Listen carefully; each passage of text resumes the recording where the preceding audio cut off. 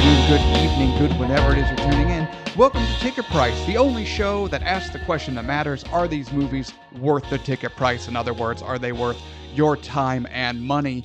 And I want to welcome everyone to episode 4 of Sara and Sly. However, I need assistance from two very crucial pieces to make this happen. So sitting across the way with me as always, co-host extraordinaire, and the only man who decorates his house for the sole purpose of bothering me, Tevis at Master Control. Tevis, how are you, sir? I get a little bit of pleasure out of your discomfort. I'm not even going to lie. Yeah, we just did Silence of the Lambs. I talked about how the cover art just weirded me out as a kid and I didn't like it. So what does he do? He goes out and buys a full-size movie poster of that and then frames it and hangs it in his kitchen. Next to the front door. Right by the door. Right by the door. Right by the door, like a sadist. Where you have to walk out right by it I have to look at and it be extremely uncomfortable as you leave. every time. Now, hark, who is that other voice? Well, that would be the other crucial component of Sara and Sly. And that is, of course, the titular. With us on occasion, noted woman, Mm-hmm. and damn it, enthusiast, Yep. Sara, Hi. at the guest chair. How are you, Sara? I'm doing okay. Doing okay. Doing okay. Just okay? Just okay. Well, you're about to be doing a lot better because we're talking about a Sylvester Stallone movie. Yeah. Hell yeah, we are. And that movie today, ladies and gentlemen, is Copland. Copland. Copland? Copland, yes. It's Oh, one you were right. word. Right, but do you pronounce it Copland or Copland? It's like Spider-Man. Or Spider-Man? You don't say Spider-Man. Well, Spider-Man has a hyphen. Copland doesn't. That's what I'm saying. It doesn't have a hyphen or a space. It might be Copland. I hate you both. You know what? I hate Sylvester Stallone. You wear the white hat. I wear the black hat. Sarah's the judge. All right. Are you ready to dive in? Yes. Evis, are you ready? You know what I've been thinking about all day? Copland? No, Copland, Massachusetts. and I don't know why. All day in my head, I've been thinking, how many lows could a Rob Lowe rob if a Rob Lowe could rob lows? What? And I have no idea why.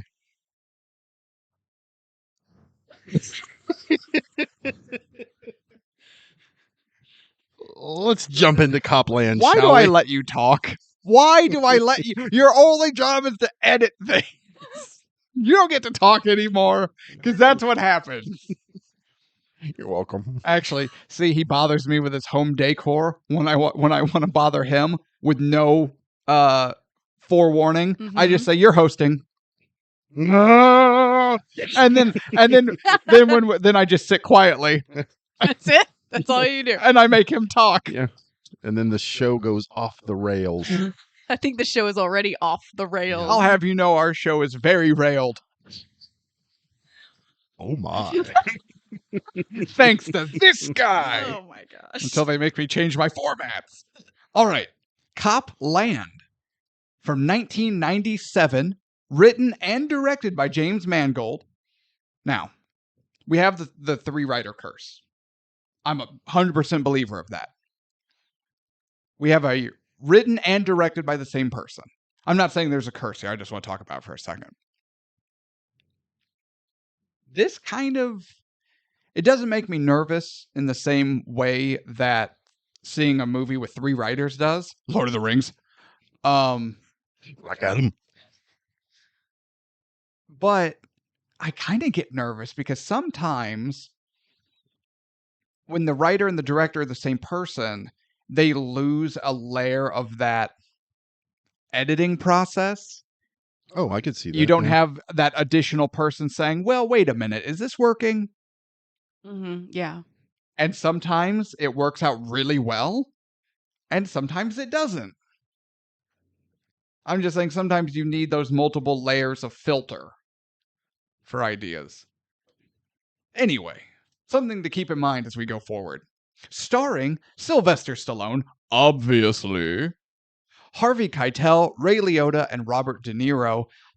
Hot damn, that is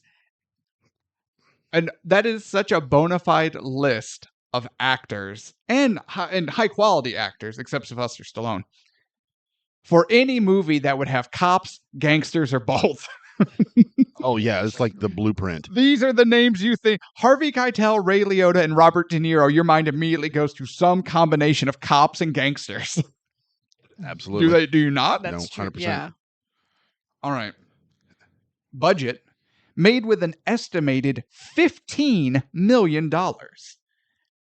Seem low to me. Again, giving the cast. This was about the time like Pulp Fiction came out, Sure. and it seemed like every studio was trying to mirror that low budget indie film type of thing. Mm. And that's what this felt like, was almost like an indie film just with major stars. Yeah, but I guess, I don't know. When I think indie films, though, there's also a production quality issue. Not issue, but like early episodes of our show, or even the current episodes, our production value isn't as high as many other shows. We're not there yet, right? We're working on it. I agree. And so a lot of times when I think indie films, I think of more of that, like, how did Blair Witch get away with it? Well, it was shaky handheld, it was found footage. It's like the original found footage movie. It was supposed to kind of look like ass. So that's how they made it work with the story. That's how they got away with it. Same with like Paranormal Activity. Another shoestring budget, borderline indie movie that was it Blumhouse? Picked up, I think. I believe so, yes. But again, when you think about what that movie was, much of the footage is from like a Walmart purchased camera on a tripod. Right. So they worked that lower production into the story. Now it's not jarring, or you're like, oh man, this looks like crap. Because you're like, oh, this makes sense. It's adding to the ambiance. This movie doesn't have that problem, though. Like, is it lower budget? Yeah, but it's not. It didn't cut corners. It still looks and feels and moves like a major Hollywood production. Yeah, it's like Hollywood or the big budget's attempt to make an indie movie. Sure. Like you still have the glossy production value, but just the quality of I guess the story is supposed to be more of an indie type Sure. Yeah. driven. It's almost like when grocery stores, the big chain grocery stores, try to make themselves look more like Rustic. organic. Yeah. They come up with these bullshit names for their in-store products. It's like, no, we know what you're doing. Yeah, that's true. But I don't know. It didn't bother me as bad. I was like, wow, that's just from the cast alone. I thought that was 15 million seemed low to me. Yeah, I agree. Well, earning a worldwide gross of $44.8 million. So respectable. Ooh. It made its money back and then some. A little bit. Unlike many of our other movies. Not many, but there's a growing handful of movies. Yeah. We don't want to talk about that. So Tevis, we'll start with you. What is your history with the Copland? I don't remember when I first watched this. I was a huge Stallone guy, so well, back then I was extremely a huge Stallone fan. Most. But the movies that he made up until this one were pretty terrible, like Judge Dredd. Yeah. Assassins. I don't know that one. With Antonio Banderas. I like Antonio Banderas. I do too. What was the other one? Daylight. No, I don't know that one. It's basically a Poseidon Adventure ripoff. Oh, sure. And so I was like going into this, I'm like, oh, I don't know if I want to watch a Stallone movie. But I was like, well, it's got De Niro, it's got Harvey Keitel. I'm a huge Ray Liotta guy. I think Ray Liotta is he's extremely underrated. Underrated, yeah. Very underrated. R.I.P. Ray Liotta. So watching this, I was like, this is not a Stallone movie. This is not the character that he normally portrays.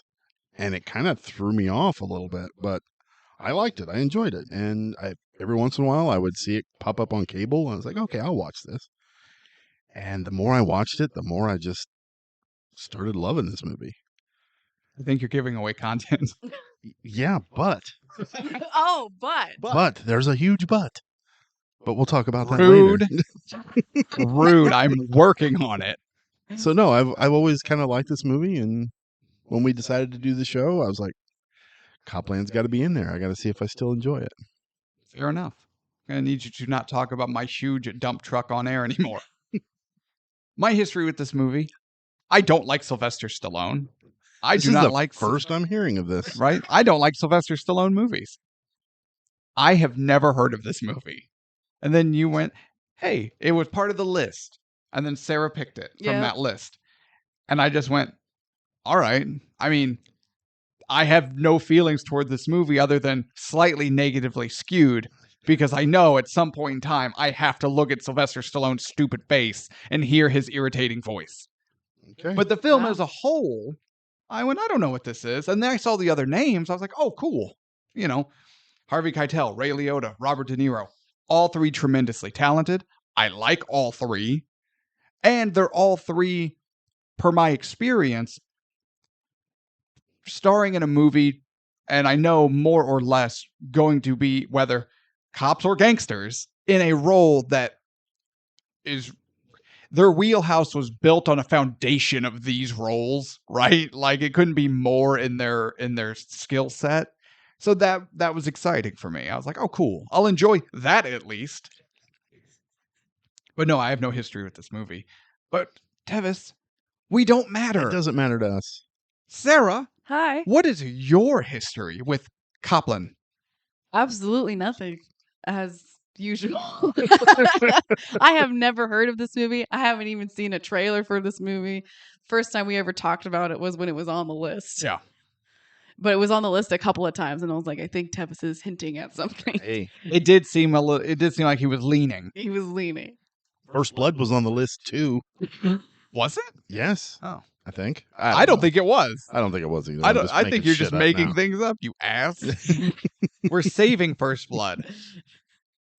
Although I am excited for that one. Me too.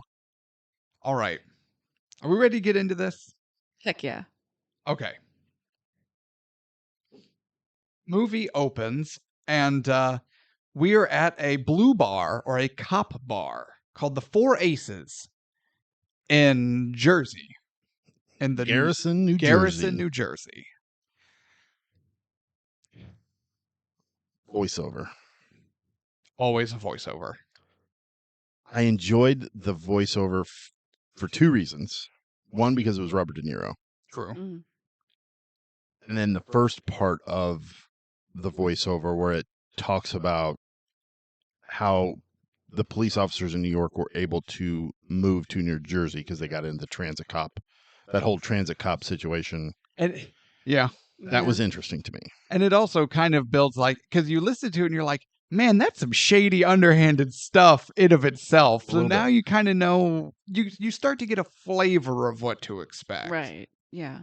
The part where the voiceover started to bother me was when it went in to explain, oh, we're at the Four Aces. It's a cop bar. And how it gets to the shot of our hero, Freddy Heflin, playing pinball. And he's like, oh, the local hero is hired as the sheriff. I'm like, are we going to narrate this entire movie?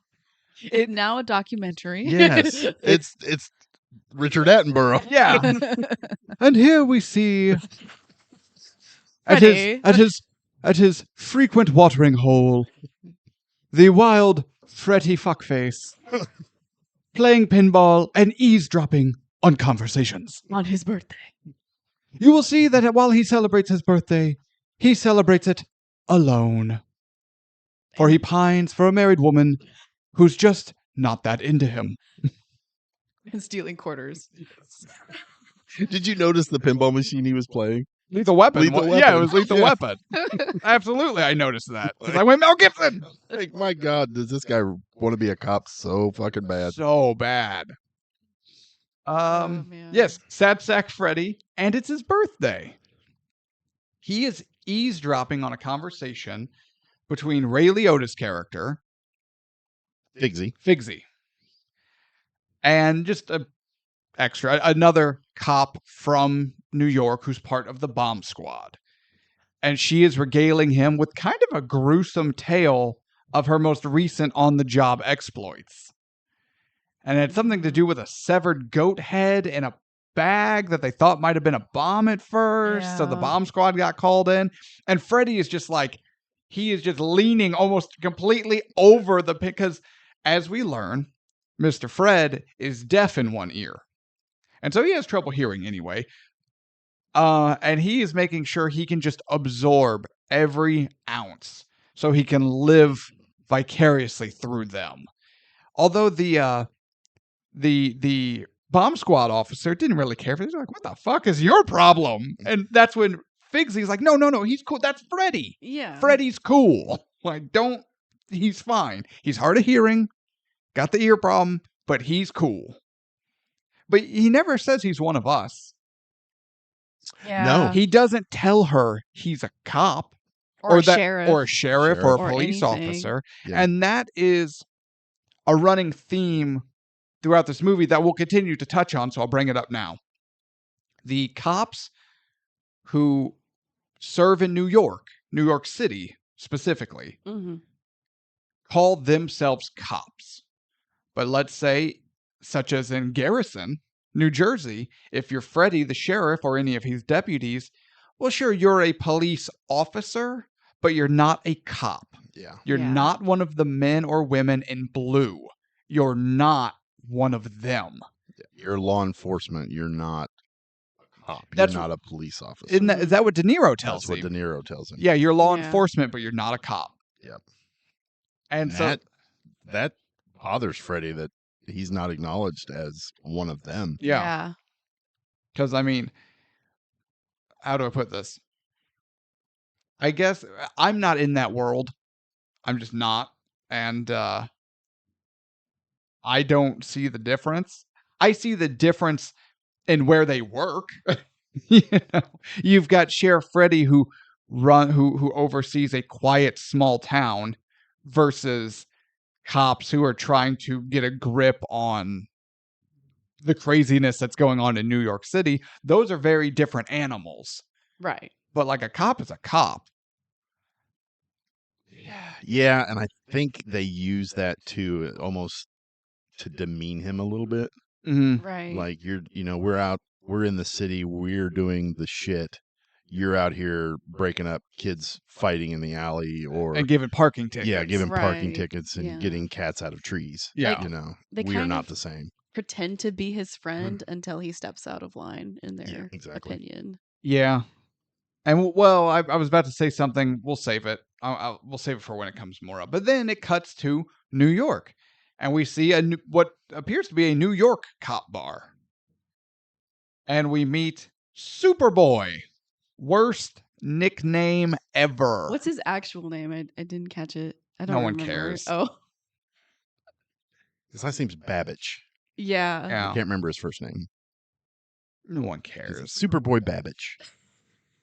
because he saved a bunch of kids from a burning building or Something like that. He saved babies. He saved babies. Yeah, but the way that they refer to the babies is It's racially charged. it's racially He charged. didn't just save 4 babies. He saved 4 black babies. right. A Yeah. white officer saved black kids, which gave him and his precinct and cops in general a lot of good publicity. That's what they're all about. And so he earned the moniker Superboy, which again, worst nickname ever. And also, this is 97, Yeah. and they are I guess I should say, and it goes way back, it goes way farther back than 97. The what seems to be the modern issue of systemic racism within the American law enforcement. Oh, that's still a thing, you think? Ugh. Is it getting a little warm in here? Oh my or- God. Yeah. But I'm sorry, folks. Again, as a history guy, my minor is in history, for God's sakes. No, this isn't new. No. So if it seems like this movie from 97 is touching on a hot button modern current issue, it's not current. It's well, it is current, but it's old. It has a lot of history. Yeah. Unfortunately, This movie could have been made any year. 60s, 50s, 40s, 40s, 2024. 1840s. You know, yeah. However, so Superboy is drunk. He is going home. And then we see him, he gets in his car. Well, actually, okay, this is kind of important. He hears noise in an alleyway outside the bar. I enjoy this little buildup. And he's thinking, oh man, what is that? And the first thing he does is he gets his gun from his car and then his flashlight. Superboy is not afraid to pull his gun. No, he's not. And then he goes, and then he finds like 2 or 3 fellow officers that he knows by name, and they're puking. But honestly, I think they were doing drugs too. Like there's something going on. There's a comment made that I'm like, they're doing more than just drinking, or had been doing more than just drinking prior in the evening. But that's all good. So drunk Superboy gets in his car, and at first I thought this shot was gratuitous, but it pays off. He gets in his car, drives it off the curb, and runs over a beer bottle. Mm-hmm. And it shatters under the tire. Yeah, so there's a couple of buildups here. Like, he hears the noise, he gets the gun out of the glove box. Right. Goes and investigates, finds out it's just his coworkers throwing up, and, no big deal. And then goes back to his car and puts the gun in the seat next to him in the passenger seat. And then, he drives over that beer bottle. And I was like you, the first time I watched it, I was like, why do we need that? Yeah. Like, that's kind of dumb. But you're right, it does pay off later. He is driving home when he is intentionally sideswiped by a red car. And again, God, how do I put this? It's important to the movie. So he is sideswiped by a car driven by 2 young African American guys. They are dressed in similar colors, and they're bumping their music like we all do, but they do intentionally sideswipe him. So Superboy attempts to pull them over. They respond. He's got his window down, pull over. I'm a cop, blah, blah, blah. Flashes his badge. They point something that looks like a gun out the window and says no. Superboy slams on his brakes, and then his tire blows out. And it sounds like a gunshot. Superboy, his gun's right there. He grabs it and returns fire, killing both men in the other car. That's when, and this all goes down on the George Washington Bridge. Yep. Right. And that's when all the other cops show up. One of the cops showing up is Harvey Keitel's character, Ray Donlin, who is Superboy's uncle. Correct. Now, what position is Donlin? In the police department? Yes. Isn't he captain or something? I cannot remember. I don't know but it's his outside of the department connections that make him so important. Yeah. Yeah, and the movie doesn't really dive too deep into that. No. We don't need it. It's not part of the story. We just know that he has mob ties. Yeah. Yeah. But yeah. Although at this point in the movie, mob ties aren't even brought up. When I first watched it, I thought maybe he was like a DA. Because they're like, this is going to look bad in the press. We got to handle this. Our Superboy now has a stain on his record. But you know what? We can spin it. It's fine. Right. They were using a lot of politically, or terms that you would most likely hear around that circle around individuals in a political sphere. So my first thought was he was some sort of maybe elected or type of official. Right. But yeah, regardless, one of Donlin's boys. So they're searching the car where the 2 young men are killed. Yeah. this is important too. The EMTs get the bodies out and search the vehicle and find nothing. There was no gun in that car. It was A parking brake or a something? parking or a tire jack. It was a steering wheel lock. steering wheel lock. Yeah. That they pointed out the window to make it look like a gun to back this guy off, to back Superboy off. And it didn't pan out well.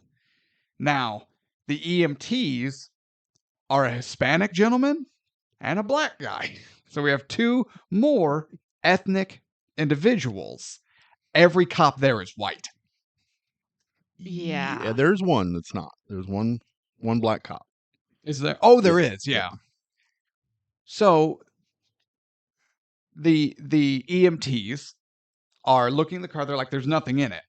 One of Donlan's guys, one of his like inner circle, go over there and places an Uzi of all things, a full Uzi. Robert Patrick. Terminator. Yeah. Yeah. His what was his name in the movie? Harry.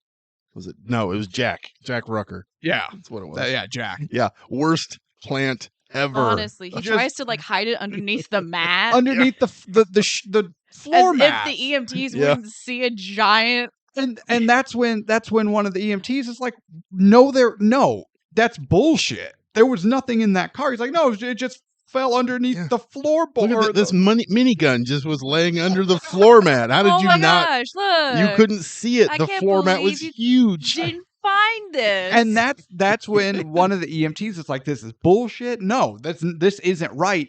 Takes the gun from Jack. So Jack pulls his gun. Oh my gosh. And points it at the EMT. Things escalate so fast in this scene. I blinked and Yeah. guns were out. Yeah. And that's when the EMT is like, this is horseshit. And he hucks the Uzi off the bridge into the river. Because he said, no, these young men were killed.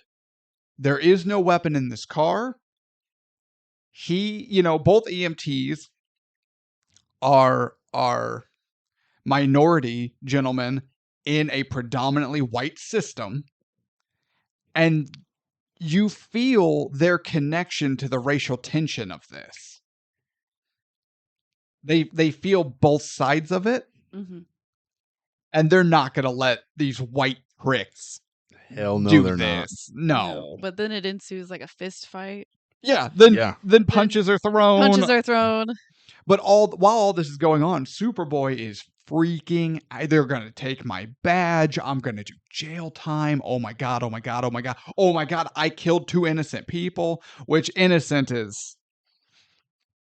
That's a loose definition of the term. They still very intentionally sideswiped him and pointed an object at him as if it were a gun to elicit a response of, oh my God, these guys are armed. I find it interesting that Superboy's first response to this whole situation was, I'm going to lose my badge. Yeah. Right. It wasn't like, oh my God, I'm going to prison, or I might, serve jail time, or I killed 2 people. Or I killed 2 people. It's right. I'm not going to be a police officer anymore. He comes from a family of cops. Yes, he does. He is a cop. His whole identity is being a cop. And that's what all of those guys on that bridge, it's the same thing. Their whole identity is that badge. Yeah. Well, while the fist fight ensues, oh my God. Harvey Keitel, Donlan's, he jumped. Oh my God, the kid jumped. And they look, and Superboy's just not on that bridge anymore. Nor is he in the river. Spoilers, Sarah. Damn it, Sarah. The first time I watched this movie, I specifically remember how terrible I thought Harvey Keitel's acting was at this moment. But then you realize later that was intentional. Right. Right. But when I first seen it, I was like, oh my God, I thought he was a good actor. He just seems like he's bored. It seems so forced. It does. Right. But as someone spoiled, Sorry. Sarah. This is like what this whole movie is about, okay? Excuse me. I can't remember what I was going to say. Sarah. Well, while all this is happening, Freddy kind of has his own accident. And Yes. witnesses what happens on the bridge, underneath the bridge. The sheriff gets drunk, Drives home. has an accident.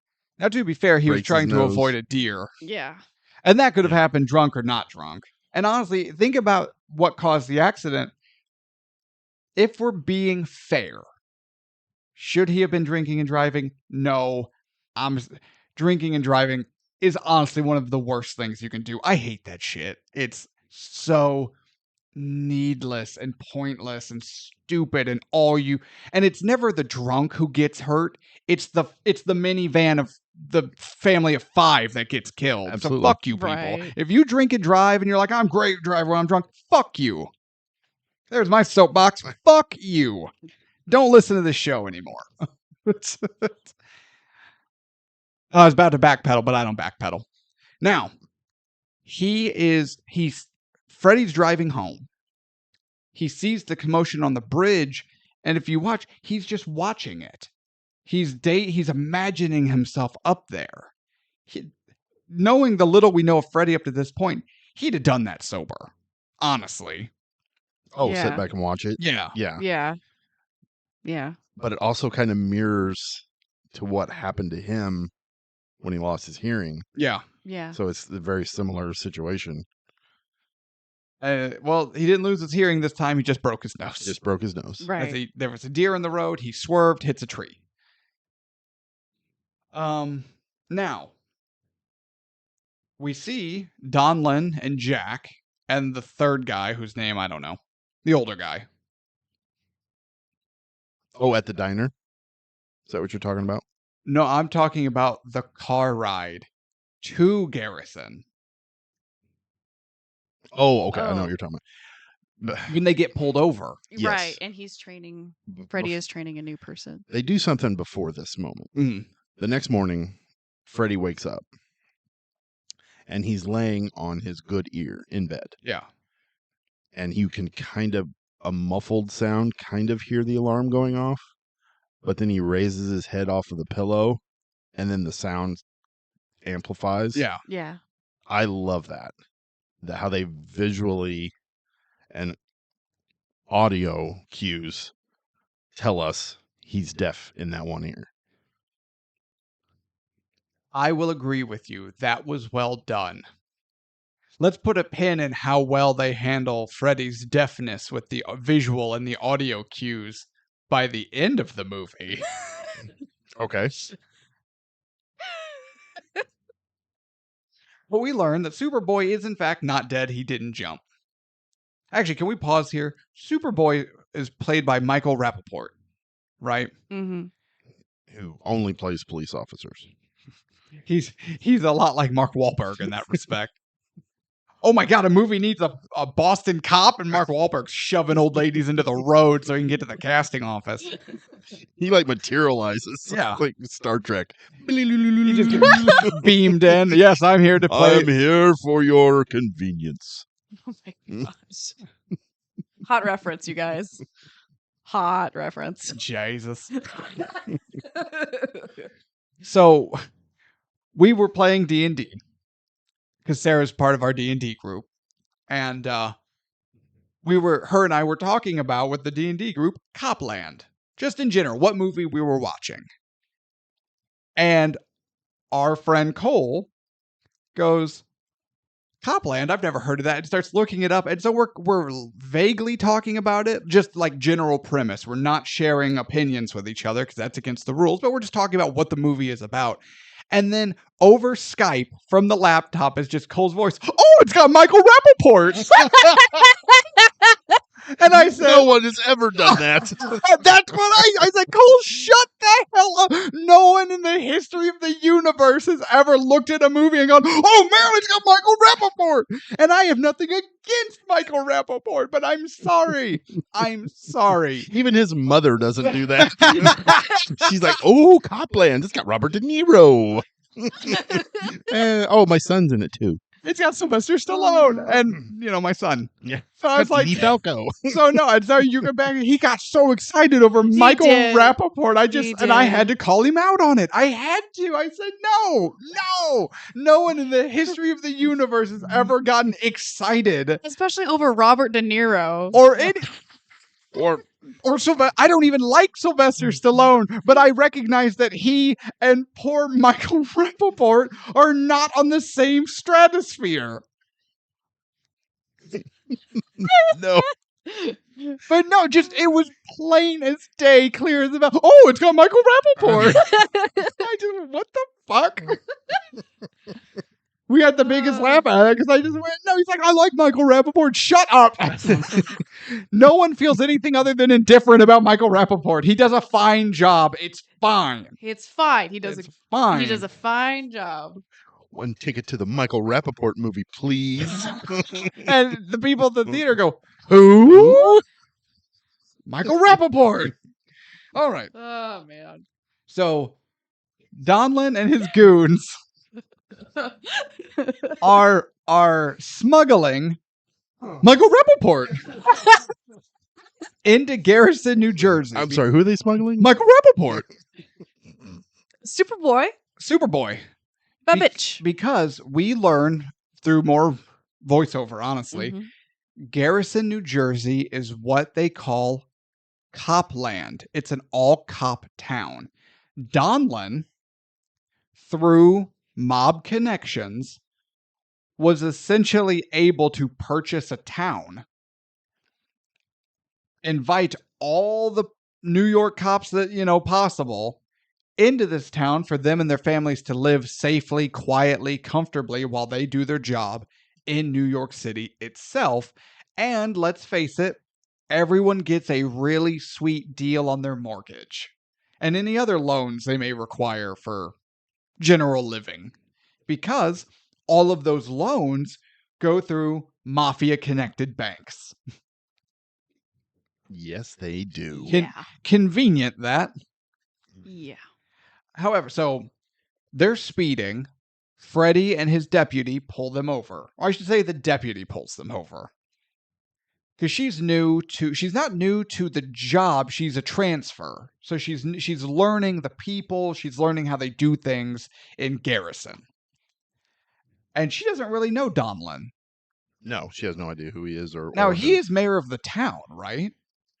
I don't know if he's mayor so much as just He's the leader. the boss. Yeah. Right. Yeah. I mean, he runs it for sure, but there's never Nobody calls him that. Right, but he appointed Freddy as sheriff, but that's a mayor appointment. Yeah, I think he's /election, but he controls the election, so he's self-appointed. Probably, mayor. yeah.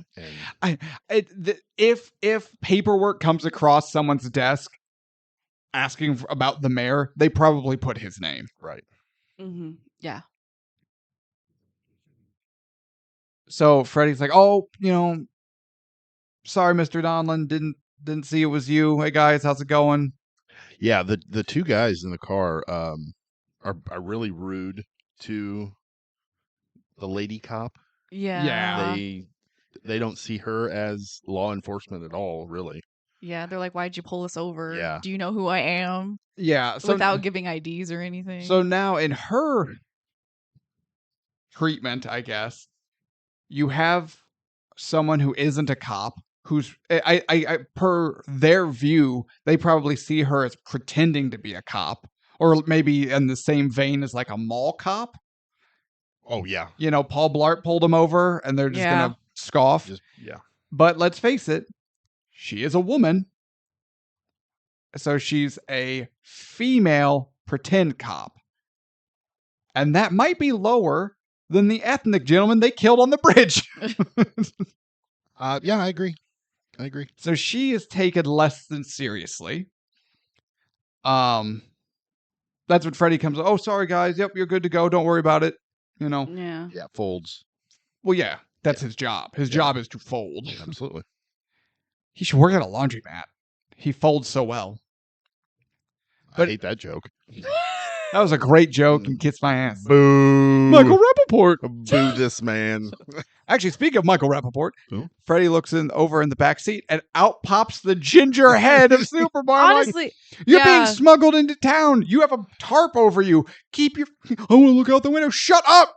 You're supposed to be dead, asshole. He was actually basically in the clear, and then like all of a sudden he just pops his head out the window. Fucking I'm gopher. like, what the heck? I was half expecting to see someone in the car just bash him with a frying pan. Because like, what are you doing? Gosh. But Freddy sees him.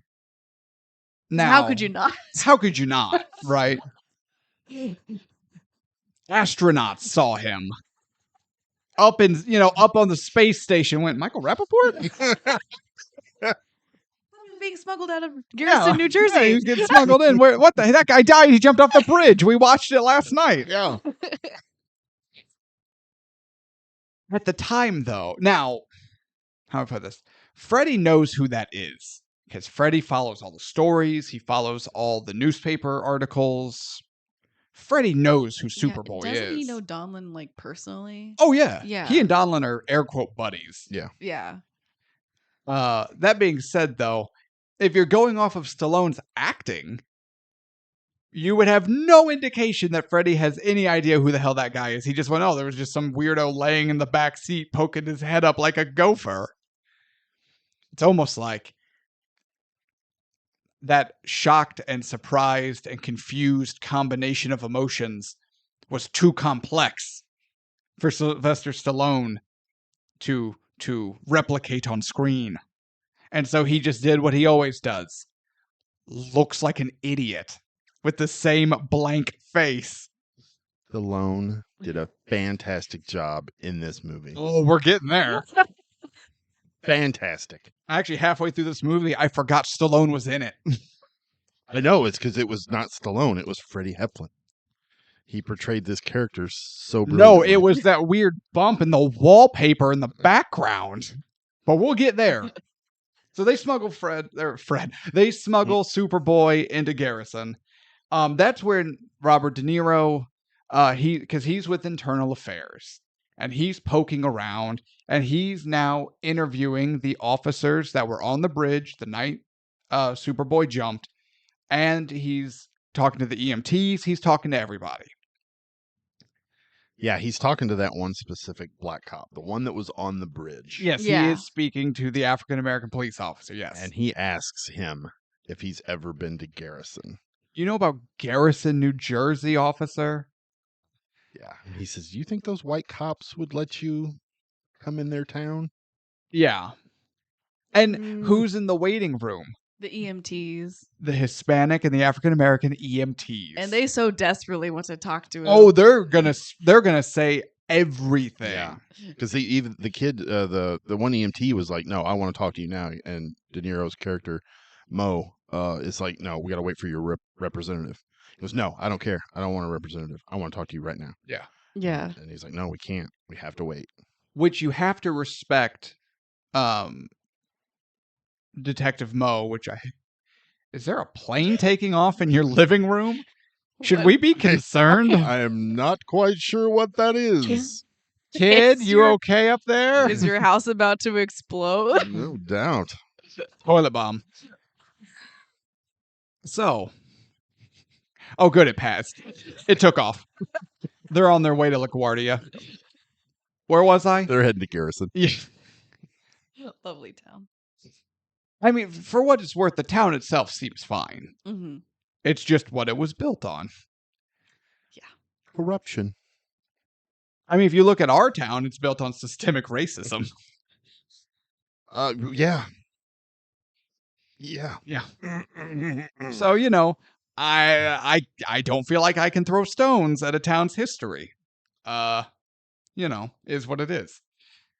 The town itself seems fine, though. It seems like a place where your kids could walk to school. Yeah. And that's nice. Isn't that what we all want? Oh, yeah. To, I mean, what idiot would be stupid enough to come into that town and try to start some shit? Honestly. or even if you were a vagrant and you Oh. had a passing understanding of what Garrison was, you'd still go around. Yeah. Yeah. So Detective Mo, which I hate, by the way. I'm like, I don't like that. Well, that's his first name. I know, but what's his last name? Tilden. Detective Tilden. That's better. Yeah. Although that makes me think of Tilda Swinton, and that makes it worse. Why? I'm all over the place. Yeah, what's wrong with Tilda Swinton? Nothing, but now I'm picturing her as Detective Mo. Wait.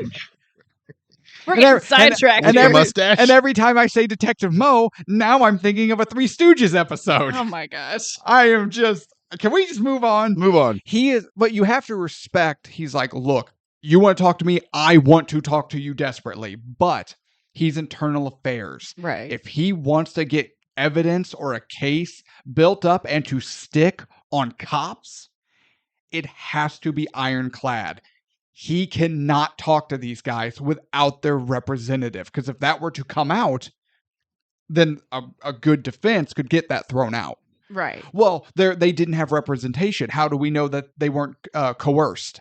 How do we know that they weren't bullied into or mistreated into this Yeah. kind of testimony? Yeah. It's got to be rock solid. So Detective Tilden is doing it right. So you gotta respect that. We at least have one competent officer. You know what? That's one more than any other movie with cops we've watched. You know you're not wrong. Die Hard, Lethal Weapon 1 and 2, Mm. Tombstone. What am I missing? Feel like there's at least another, but I can't remember. I'm drawing a complete blank. But it seems like most of it's like, oh yeah, it's a movie about cops. Oh, they're gonna be bad at their job. Got it. That's okay. We jump back to Garrison, and we learn more, and I'm gonna try to speed this along. I know Sarah's on a time crunch. Whoa. Well, it's already Yeah. so, but Freddy isn't trusted. They like Freddy well enough because he's a great puppet. But they Yeah. don't trust him because Freddy goes to Donnelly. He's like, look, I saw Superboy. The De Niro, Tilden, comes to Freddy. He goes to Garrison. That's when they're at the bar. And Tilden goes to the what did I say? The Four Aces, where Donlin and his goons are drinking, and that's where all the cops in Garrison drink. And he just goes there just so they know he's in their town, just so they know he's snooping around. Yeah. It's a straight power move, and I respect it. Yeah. Yeah, I like he says, I just hear it's like a way of life out here. Yeah. And Ray Donlin's like, oh, what are we, like the Amish now? Yeah. Yeah, I like that. I like that a lot. And man, I could just sit and watch. The whole movie could have just been Harvey Keitel talking to Robert De Niro. Oh, absolutely. I'd have watched it, and honestly, the movie probably would have been better. That absolutely. Those two with their back and forth. It was like fantastic. It's why the movie Heat is so good, because it's just De Niro talking to Pacino. I could just watch that all day. But Freddy's like, look, Internal Affairs is talking to me. I don't really know how to answer their questions. I want to help you. But to help you, I need to know what's going on. I'm also the sheriff of this town. And that's when Donlin hits him with something to the effect of like, Freddy, I love you. I put you in charge of protecting my town. I put you in charge of protecting my family. There's no one more important than that. There's no role more important than that. But you serve on the wrong side of the river. You're not a cop. Freddy is not trusted with air quote cop business. Mm-hmm. Yeah, Donlin gives him a couple of different scenarios. He's like, I trust you for this. I trust you to suggest an opera record for my sister at Christmas. And Yeah. then Freddy's like, man, come on. What are you doing? Yeah. And then that's when he hits him with the, listen, I'm trusting you with my town, with my family. And I don't know for sure if that actually makes Freddy feel any better. No, because Freddy wants to be seen as equal. He wants to be Yes. seen as a cop. Yeah. And Donlin very explicitly tells him, "You're not that." Yeah. We learn more about Figs. He is an undercover narcotics agent who definitely dabbles in the aforementioned narcotics. It was his allergies. He says that later. He says it a couple times, I his think. allergies are really kicking his ass today. Yeah. Sniff, sniff, sniff. And Figs is the closest thing Freddy has to a friend. But a lot of the stuff Figs does and says is still backhanded. Yeah. As much as Freddy, I do believe Freddy genuinely, or I do believe Figs genuinely likes Freddy. Yes. But he's a guy who came up in the culture that is this weird dynamic. And he has those prejudices, both the actual like race prejudices that the other cops have, but also this prejudice of Freddy is a great guy. I love him. You know, we get, bite to eat together. We talk, we hang out. He's not a cop. Yeah. He has that mentality as well. And so a lot of the stuff Figsy says is backhanded. Absolutely. But benefit of the doubt, I believe, hopefully, unintentionally, but it's still there. Man, okay. Again, trying to, so we don't dwell on this super long. There's a shitty. Okay. Nope. Let me back up even farther. Woo! There are several just absolutely shitty side stories that I don't really know what they bring to the table. Example. Freddy's quasi love triangle with the girl he saved from the river. So when he was a teenager, car went into the river. Driver doesn't come out. Without thinking, teenage Freddy. And also, my God, that kid looks so much like Stallone. I know, right? And I'm like, look at this handsome ass young man over here. I don't know why. He was handsome. Stallone doesn't do it for me. I think it was the hair. Probably the hair. But he dives in, tries to get her out, but the car shifts underwater. Now they're both trapped. He ends up using his head and shoulder as a battering ram to get through the driver window, but that ruptures his eardrum or whatever, and he's deaf in that ear now. But he gets the girl out, and it was a girl he's had a crush on, presumably forever. But at the end of the day, she doesn't marry him. Mm-hmm. She marries a cop who's also a douchebag. So now we get multiple side stories of Freddy loves her. She is emotionally cheating on her husband with Freddy, but she's just not that into him. While the husband is cheating on her physically with Donlin's whore wife. Yeah. And he's not there's no way he's the only one. You think she makes the rounds? Her door is open. There's no rounds.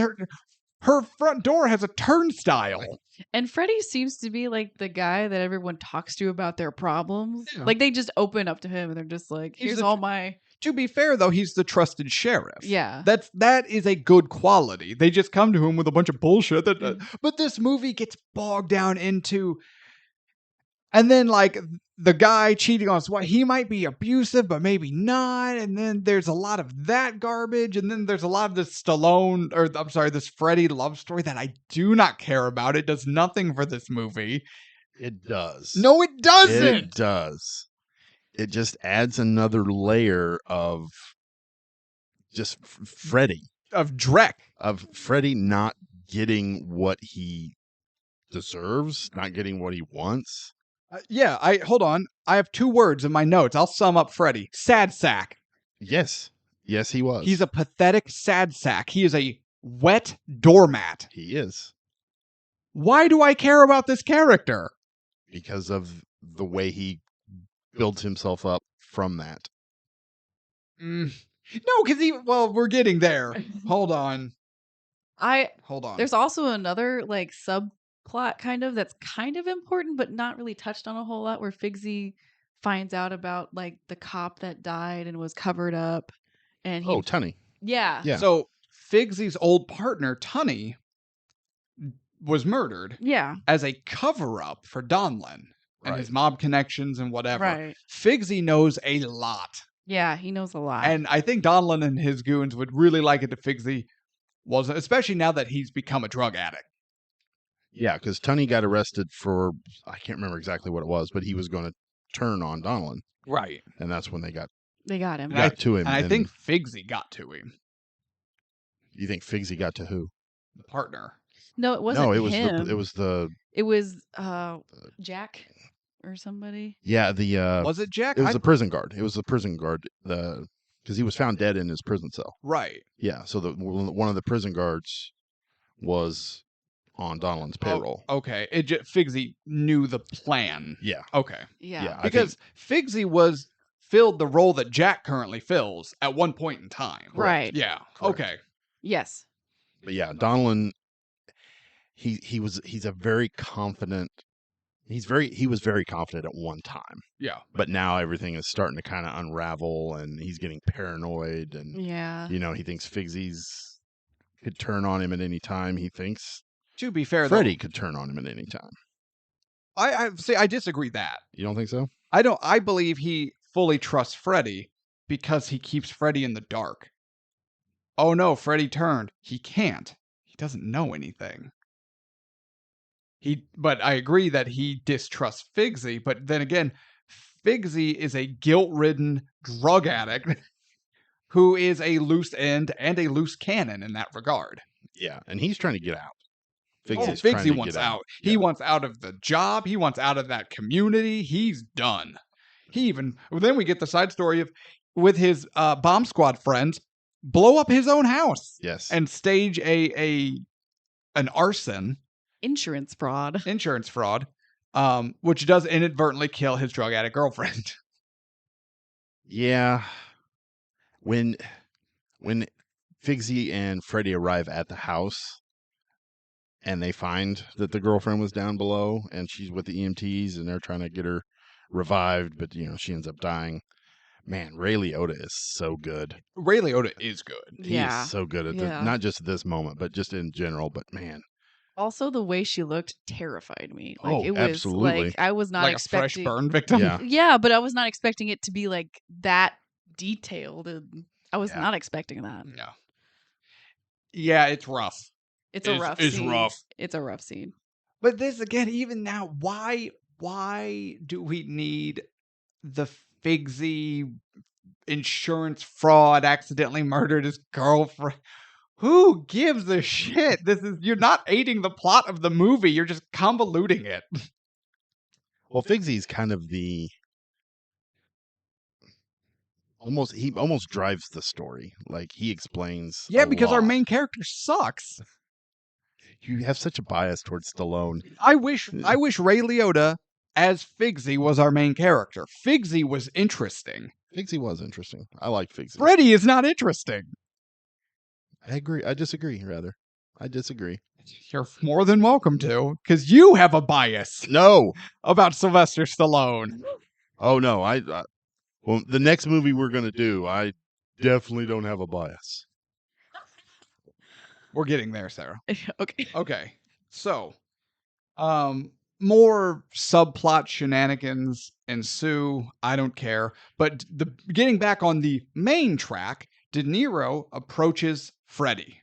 Detective Tilda approaches Freddy, and he's like, look, we can help each other. You want in on the other side of the river? I can make that happen. Or at least give you a better chance than you've ever had before.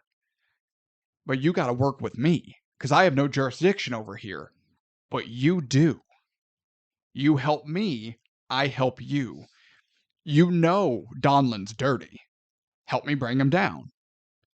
Freddy's like, no, I don't know what you're talking about. Not going to do that. Yeah. And that's when De Niro's like, all right, well, if you change your mind, or if you learn anything, here's my number. Yeah, that was after Superboy's funeral. Yeah. Yeah, they have a full funeral And because they're like, he's dead. yeah, Mo was like, And- we buried a suit today. Yeah. Does that sit all right with you? Does that make you feel good? Yeah. And they make there's weird eye contact between everybody in the love triangle. And it's strange. So how ballsy of Joey Randone, The husband. the husband of Freddy's, Freddy's love interest, that she has no interest in him. to sleep with Ray Donlan's wife. And then make eye contact with her throughout the entire funeral. To understand Ray Donlan's position in this town, that would be the equivalent of one of Capone's boys sleeping with Capone's wife. Exactly. Yeah. That is the Yeah. absolute level of control and power Ray Donlan has in this community. And Randone sleeps with his wife on a regular basis. But real talk, he's not the only one. There's no way. Anyway, There's no way. I call it like I see it. Over her bed is a, X amount oh my served. gosh. like McDonald's. Like back in the McDonald's, day. 99 billion served and counting. Call it like I see it. Oh my Jam. gosh. Just a condom machine Uh. outside of her bedroom. 50 cents. So it's the Donlan Retirement Fund. I think that man has more money tied to the mob. Yeah, but his wife doesn't. He's got to pay off that above ground pool. His wife's got money tied into the condom manufacturers. So What am I saying? They don't use condoms. their weapons are unholstered at all Oh. times. Oh, Time to ride bareback, baby. Oh, don't say that. I don't like that. Get it, Helen. oh, Get it, Joey. oh my gosh. Gregor watching through the windows up in his stupid hot air balloon. So, ultimately,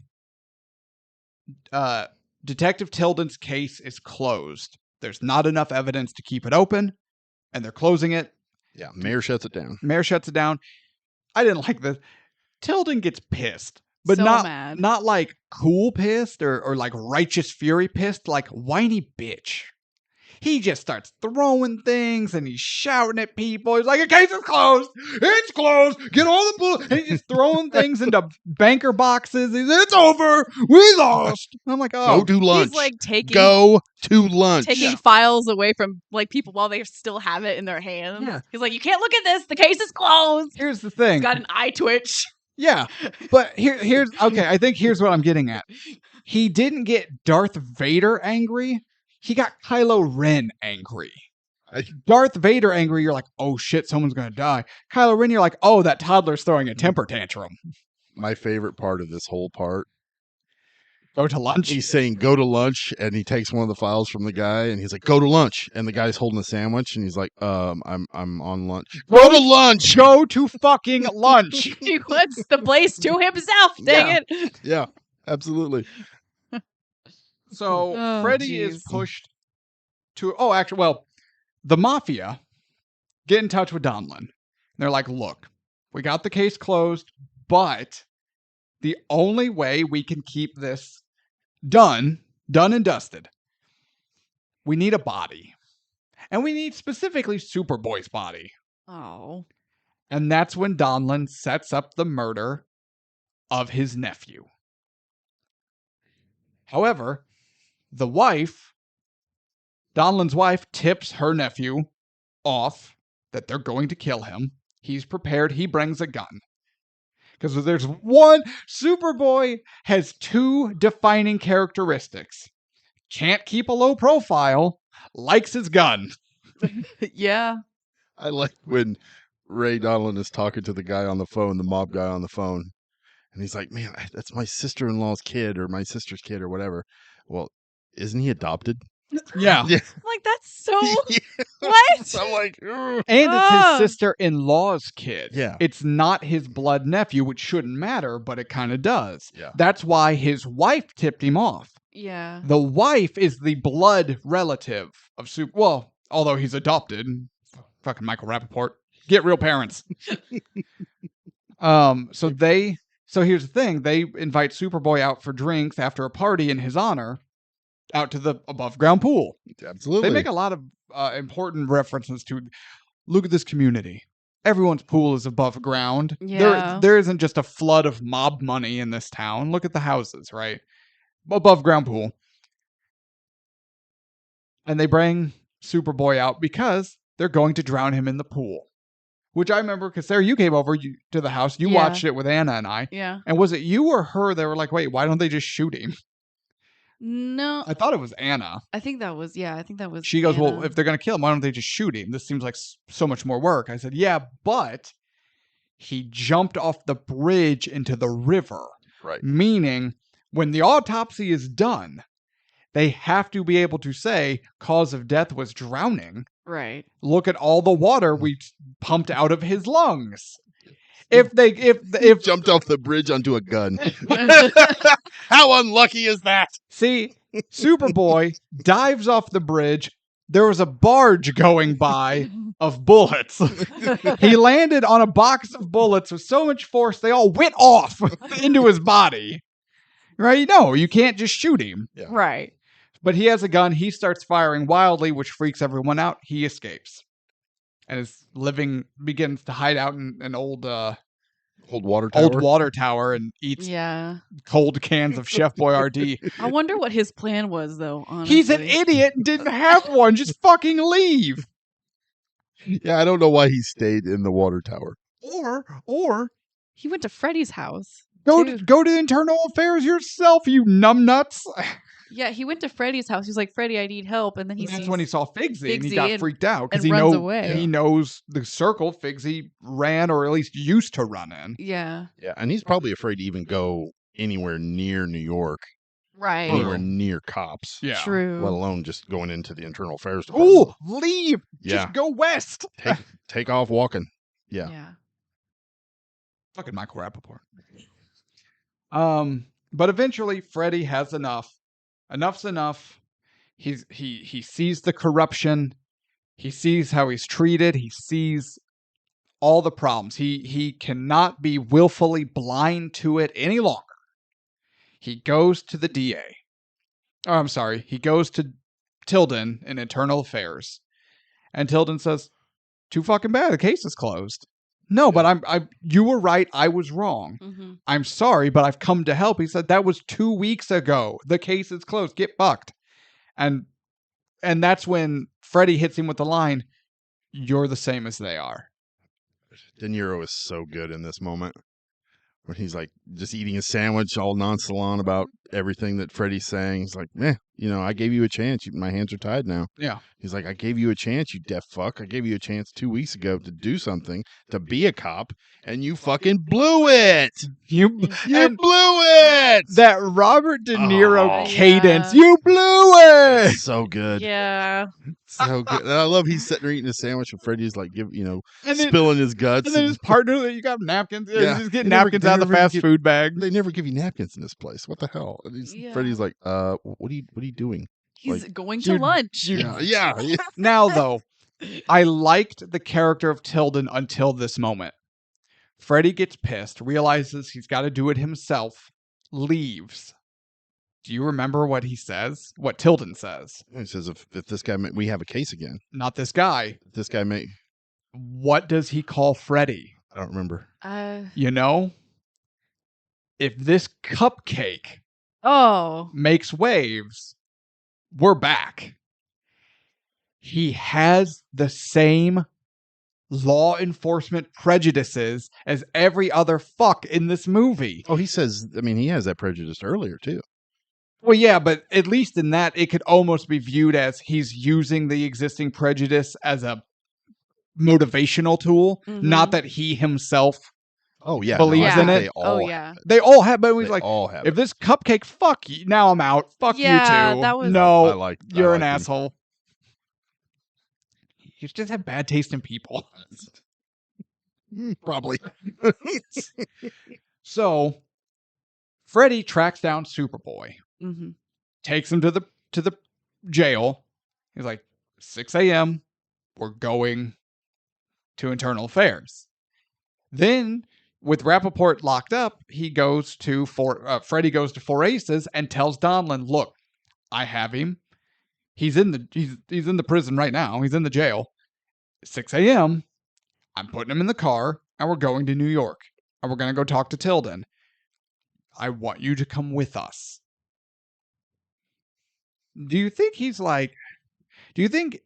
Freddy's giving Donlin a chance to work within the system to still kind of clear himself? Or do you think he's just like, nope, you're a bad guy. You know you're a bad guy. Give yourself up. I'm giving you an opportunity to do the right thing. I think Freddy genuinely believes that Donlin is a good guy on some level, and that if he's given the chance, he will go and he will turn himself in because he has that belief in him still and doesn't see the corruption. Well, except he sees it now. Well, he sees it now, but he still believes that there's a part of him that will do the right thing. Freddy's very naive. And I think, to your point, I think he believes that Ray is a good guy somewhere down there. But Freddy just wants to do the right thing, like, all the time. Right.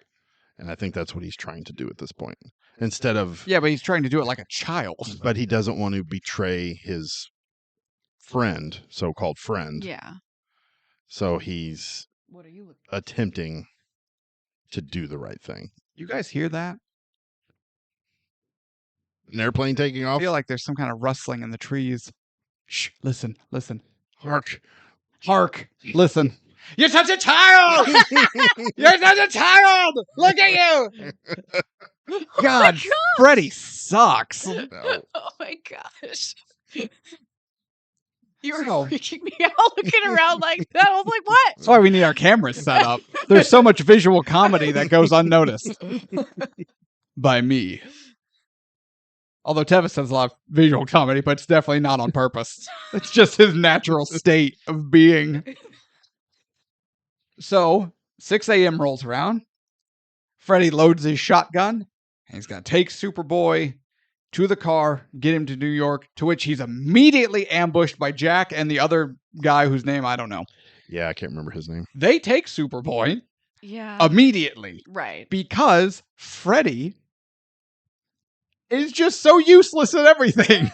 And the movie spends so long making this big dramatic showing of him loading the shotgun, one shell at a time. He's a sheriff who's been pushed too far, and now he's got to do what he's got to do, and no one's going to stand in his way, and then he immediately fails. He gets ambushed, and they shoot him in his good ear. Well, or they don't not, shoot him. not in his, but next to his good ear. So they get him down, they take Superboy. Jack puts his gun, the barrel of his gun, against Freddy's good ear and pulls the trigger and basically blows that ear out. Yeah, I like he says, "Is this your good ear?" Blam! Such a dick move. I know. honestly, Jack is Such the a worst. dick. that is horrible. We passed up on one part back in the bar where Figsy and Jack get into it. Yeah. And where Jack is giving Figsy shit about his girlfriend. You know, he says, you're not supposed to, you're supposed to fuck whores, Figsy. You're not supposed to marry him or date him or whatever he says. And they get into a fist fight. But Figsy takes that dart out of the dartboard and like sticks it up his nose and like drags him around the bar and shows him different pictures. I was like, man, that is brutal. Yeah, a metal dart That from a is bar, brutal. sticks it in his nose, and then drags him around by it. That was cool. Yes. That was, yeah. That was cool. That was good. Too bad it was attached to a meaningless subplot. So now, you were talking about how cool it was when Freddy's good ear was to the pillow and the alarm sound was muffled, and then when he raises, the alarm sound's full on. The next 10 minutes, 15 minutes. I know what you're going to, I know what you're going to say. So in the immediate aftermath, we get Freddy's perspective as he realizes he's completely deaf. Can't hear anything, can't hear himself. He gets his gun and begins very slowly lumbering his ass down the street to get to Donlin's house to save Superboy. I understand we're now cutting back to his audio perspective to understand he's fully deaf. The next 10 minutes is void of sound. Yeah. It didn't need to go that long. Yes, it did. No, it didn't. Yes, it it is did. gratuitous. No. Yes. No. Yes. I did write down the longest walk because like half of that is just him walking up the hill. I was watching Lord of the Rings Lord of the again. Rings. Move a little quicker, you dipshit. The first couple of times I watched this movie, I kind of felt the way you did. It's like, it doesn't need, okay, we understand he's deaf. We don't need that for this entire thing. But the more I've watched it, the more I've appreciated it, because you're putting yourself in Freddy's shoes where he can't hear anybody behind him. That's why he gets shot in the back. Right. And I think if you would have had the actual sound of what's going on around you, it would have taken away from the tension. I think it just adds an extra layer of tension. No, it definitely added an extra layer of annoyance. We'll get to it. So Freddy goes, there's one of the bad guys. He sees Freddy with the shotgun, goes to shoot. Freddy pumps one in him. Shotgun immediately jams. Freddy doesn't know what to do. He drops it, pulls his gun, kills Jack. Finds out the guy he shot with the shotgun is still alive. Sees him through the mirror of the car. That was cool. That was cool. Yeah. That was cool. Yep. And then jumps and, gets him. He's shot in the process. Donlin sees him, goes to shoot him. But that's when Figsy comes back. Figsy's a bro. He's just a drug-addled asshole sometimes. He's As we all are at some point. I mean, we've all been there. And so then together they bring down Donlin. They kill him. And while he's bleeding out, he says something. But we can't hear it because there's no audio. Yeah. And it's just Freddy looking down at him. He goes, Ray, I can't hear you. It's almost playing to the point where Freddy has been listening to Ray give him hope after hope after hope, feeding him bullshit after bullshit after bullshit. And at this moment, he's deaf. He can't hear him anymore. And he's basically telling him, I can't hear your bullshit anymore. See, I'm going to disagree with that. No. I get it. I disagree with it. Here's how I would have done it. Oh. being the cinema artiste that I am. Freddy goes deaf. We get that moment. At some point in time, we go back to sound. We establish he cannot hear. We get sound. They kill Donlin. As he goes to talk, then we cut the sound again. So then we never hear. No, I think then you're going to have a moment of the audience going, wait a minute, what happened to the sound? Are we Freddy again or what? No, we're obviously Freddy again. No, I think it would have been a confusing moment.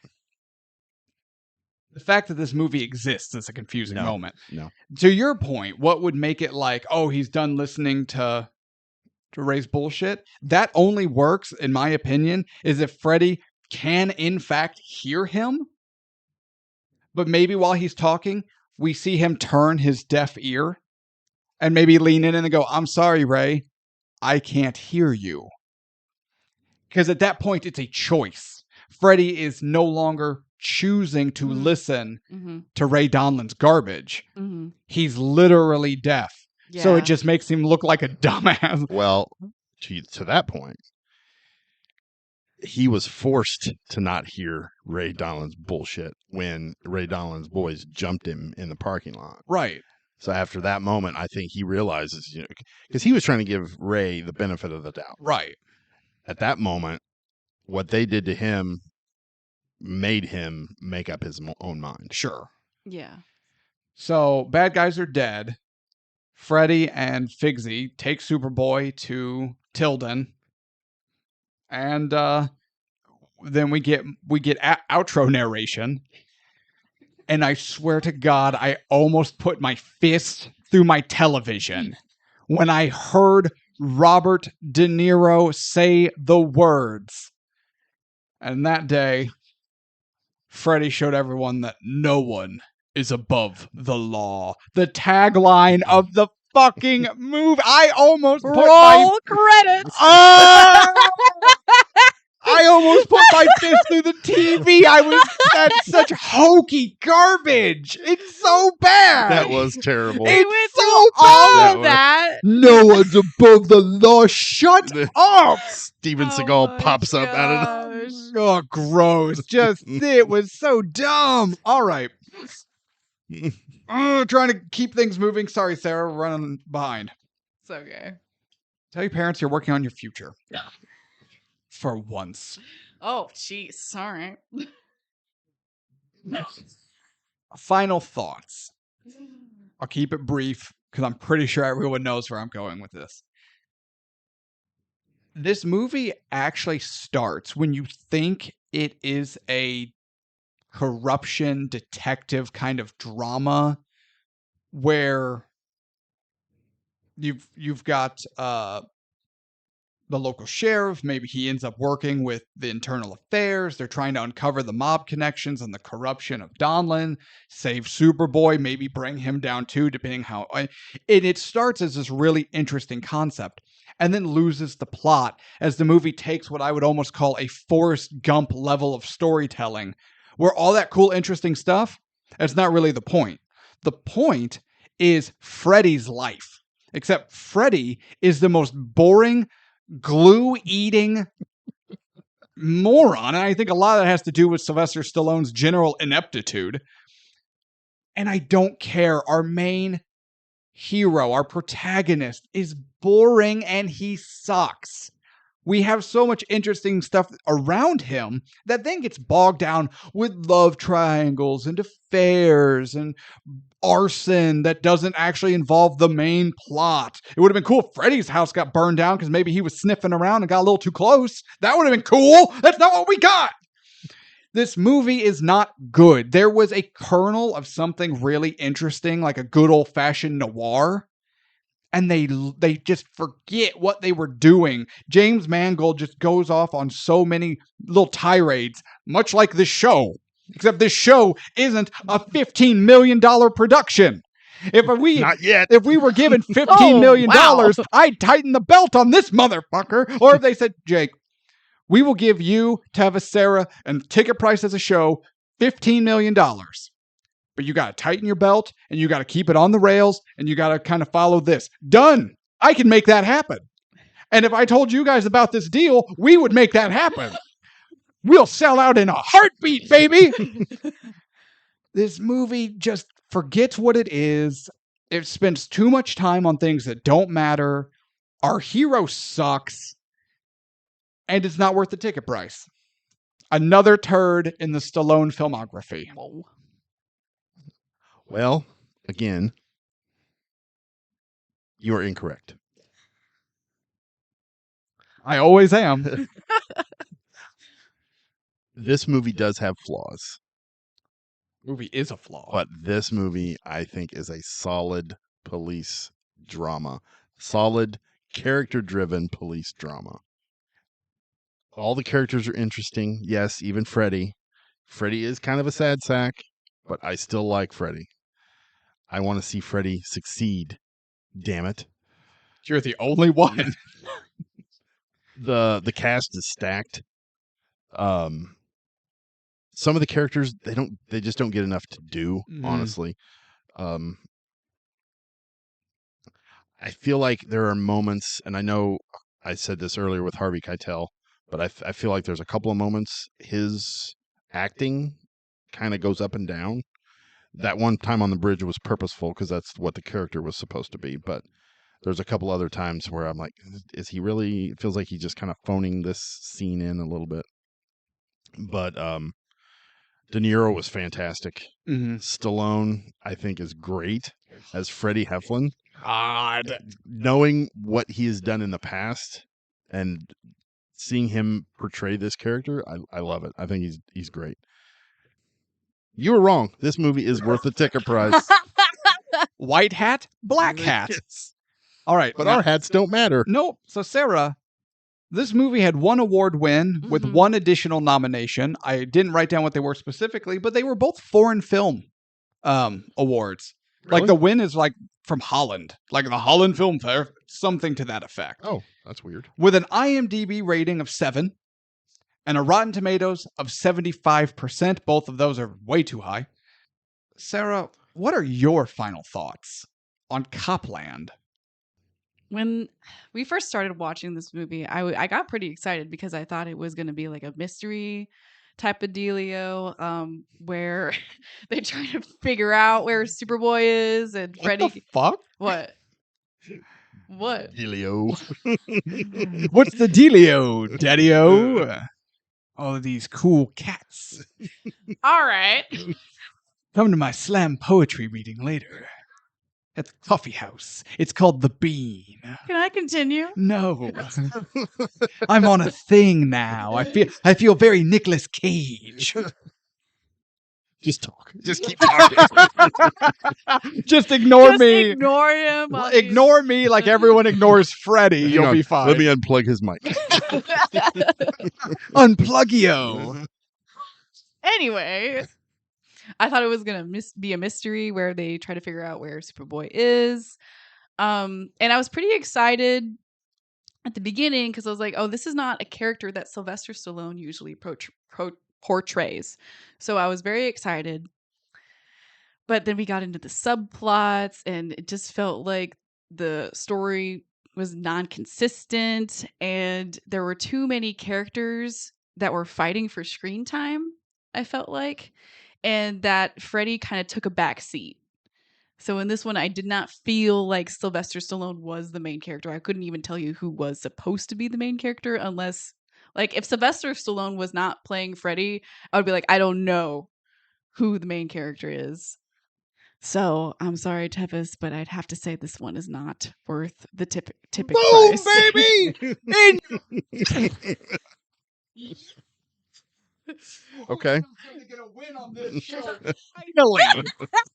All right, now Sarah, I have a follow-up question because we ask you this. Okay. We have a rating of 0 to 10. Right. Stallone's performance. Rockies 1 and 2 are a perfect 10. Mhm. Demolition Man was a 9. Tango and Cash, you gave an 8. Mhm. Where does Sylvester Stallone in Copland rank on 0 to 10? Oh gosh. I'm so sorry, Tevis. I'm gonna say a 3. Is it because he's fat? No, He's not fat in Copland. He is fat. he's a little chubby, but he's not. S- It's like they Stallone- stuffed a pillow under his shirt or Stallone something. has never been He fat. gained 40 pounds for this movie. He's a little. He's the average man size. Yeah, he looks He looks like still better than us. Oh, no, I agree. When So- he's dead, he's going to look better So than us. he's fat. What are we? Obese. So all right, put it on the board. Copland 3. Wow. 3. Wow. Yes, this is what winning feels like, and I enjoy it. All right, now we're gonna deviate, do something a little different. Because Sarah, this is where we would typically bring out a list of 3 movies that Tevis would share with us, give us just the name, and then you would blindly pick one. right. We're not going to do that this time. Oh, hold a rug under my feet. Why A don't little ya? bit. The choice has been made for us and for you. Oh, Going to our comments section of Sara and Sly episode 3, Tango and Cash, from Kenneth. Love these episodes. Jake and Tevis are already hilarious, but when Sarah visits, it's over the edge funny. Not sure if you guys take movie suggestions here, but a Sly movie that might be a good watch is a movie called Oscar. Keep cranking out these banger episodes. So, excuse me, I have to prepare because there's already a precedent set on the show. Kenneth, thank you for the comment.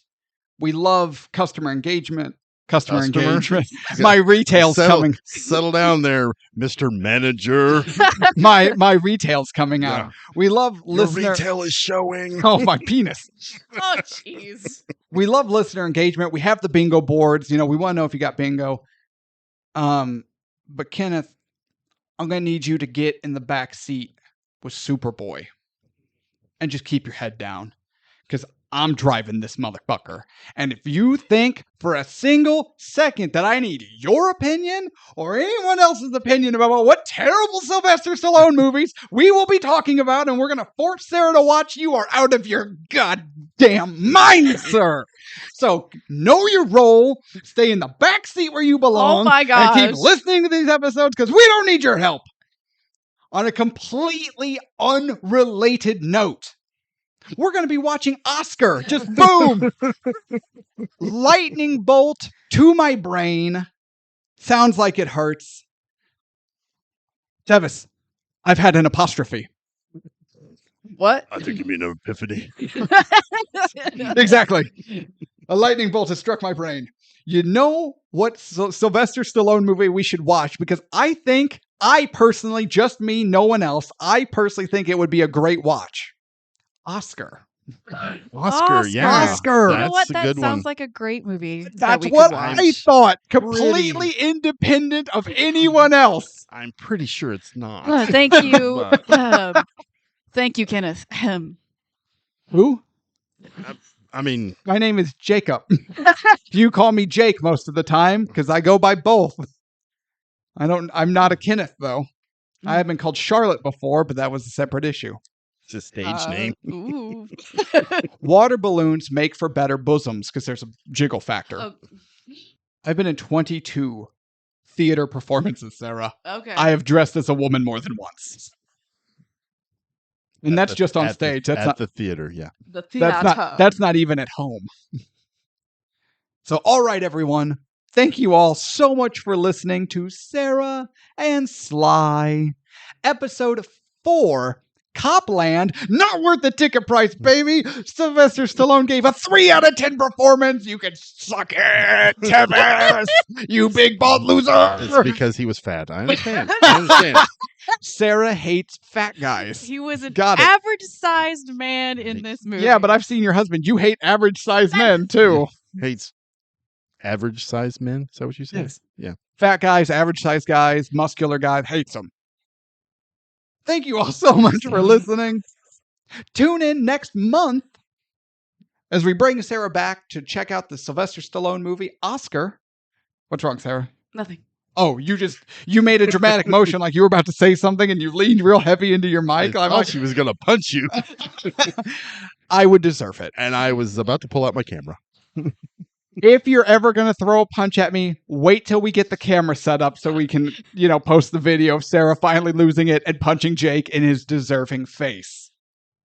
I would never. All right. Tevis. Put that phone away. Anything you want to say to the people? Copland is worth the ticket No, price. shut and up. 3 is wrong. Wrong. That's my line most of the time. You're wrong. You all go fuck yourselves. Oh, okay. All right. All right, Sarah. To the people.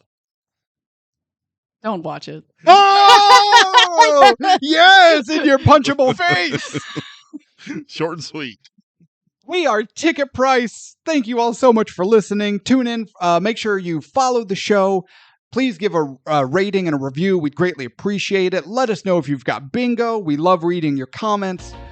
Share us with any of your friends that you share stupid things to, like different stories or reels or TikToks that you're like, oh, I'm not going to share this with my family. I'm going to share it with like this specific group of friends. We're good for that. And as always, be good to yourselves, be good to each other, and good night. Not worth the ticket price, baby!